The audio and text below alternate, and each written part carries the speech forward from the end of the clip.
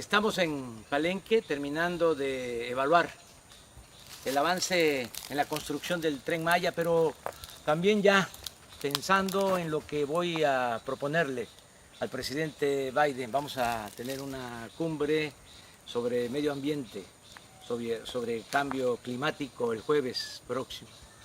Y lo que le quiero proponer, y lo comparto con ustedes, es de que se amplíe a Centroamérica el programa Sembrando Vida, que sembremos árboles. Miren este cedro de 50 años.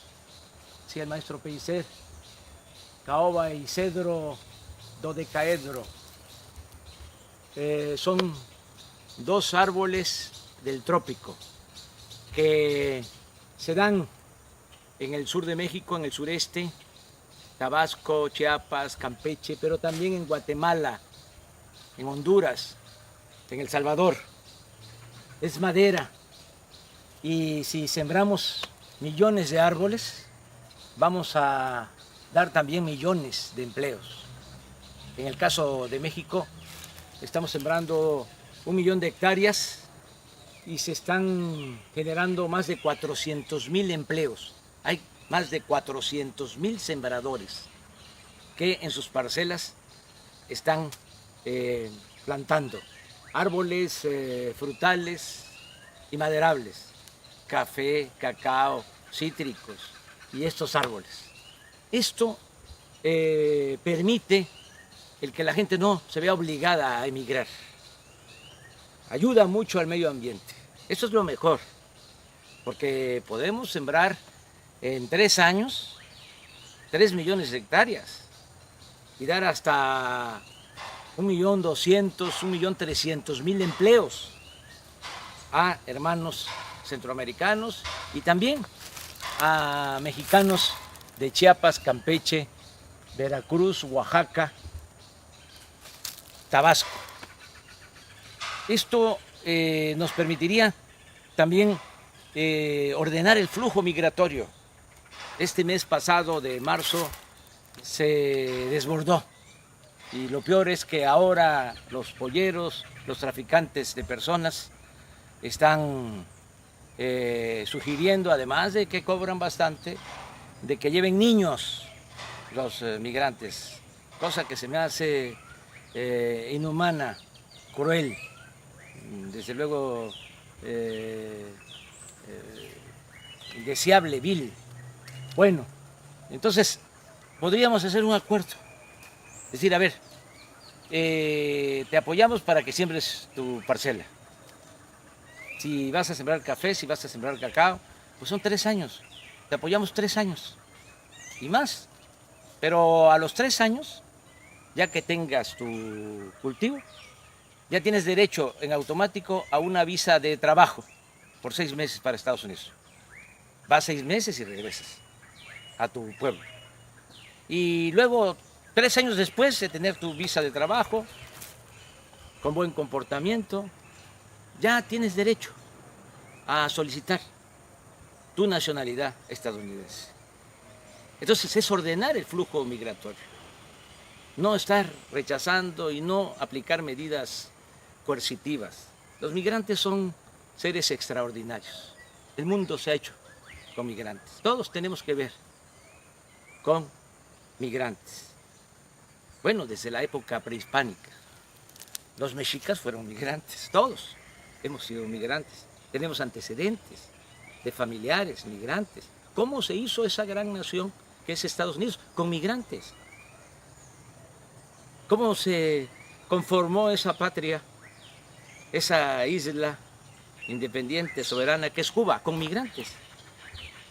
¿Cómo se transformó México, este país único, con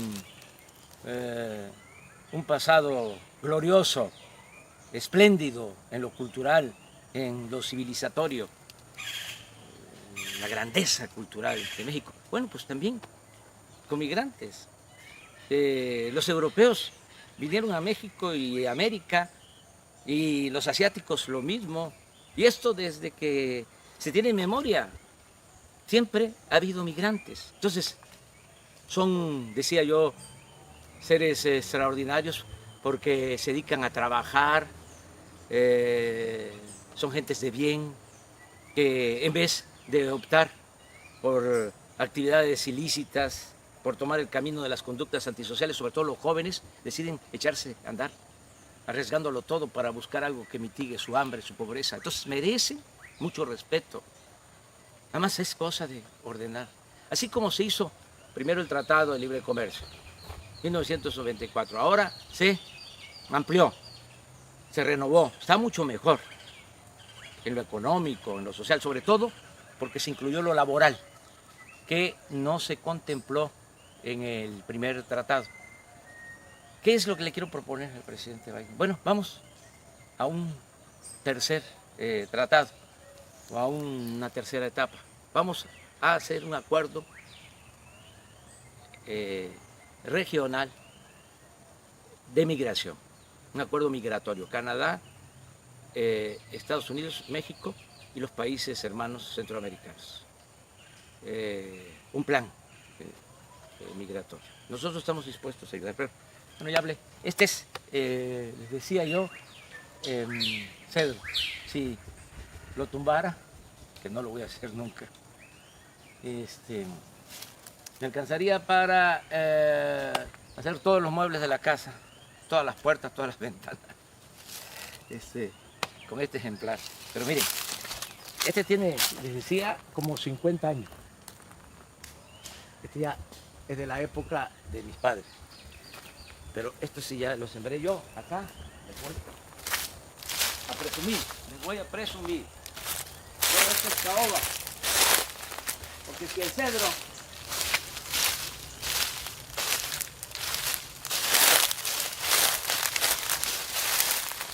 es madera fina, esta es la reina de las maderas, la caoba.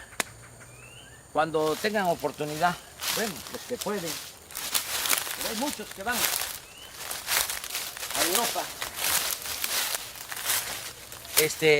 en las puertas de los palacios, los muebles, los escritorios hechos por ebanistas de aquel entonces, todo eso está hecho con esta madera,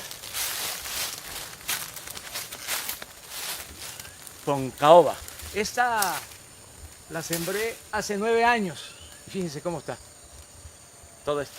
Claro, si se dan cuenta, aunque la sembré al mismo tiempo, hay unas más grandes, con más grosor que otras. ¿A qué se debe? Bueno, tiene que ver con la calidad de la planta, la fortaleza de la planta. Tiene que ver, y sobre todo, con el agua. Esta es una parte más baja.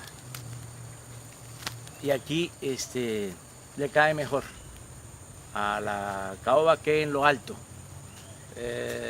Ya eso es asunto para las nuevas generaciones, pero si se plantara caoba con sistemas de riego, entonces no se tendría que esperar 40 años, sino a los 20 estaría ya de corte. Claro, cuidando, cultivando. Esto es lo que quiero que se pueda extender. Ya en el caso de México, les comentaba, tenemos el programa Sembrando Vida. Nada más aquí en Chiapas hay 80,000 hectáreas sembradas de madera. 80,000 hectáreas. No. 200,000 hectáreas y hay 80,000 sembradores. Nada más en Chiapas. ¿Y cuál es la diferencia de Chiapas y Guatemala? Si somos pueblos hermanos, es cosa de extender el programa con las condiciones a las que hice referencia. Vamos a agregar a la propuesta de México en cuanto a cambio climático 2 cuestiones más. Una, no extraer más petróleo crudo del que necesitamos para producir nuestras gasolinas. Aunque tenemos muchas reservas, hemos encontrado 3 grandes yacimientos ya no vamos a vender petróleo crudo, vamos a procesar toda nuestra materia prima en México y vamos a dejar de comprar las gasolinas en el extranjero. Entonces, ¿esto qué significa? De que en vez de extraer como se hacía antes 3.400.000 barriles diarios, 3.400.000 barriles diarios, vamos a poner un tope de no pasar de 2 millones de barriles diarios. Esto es dejar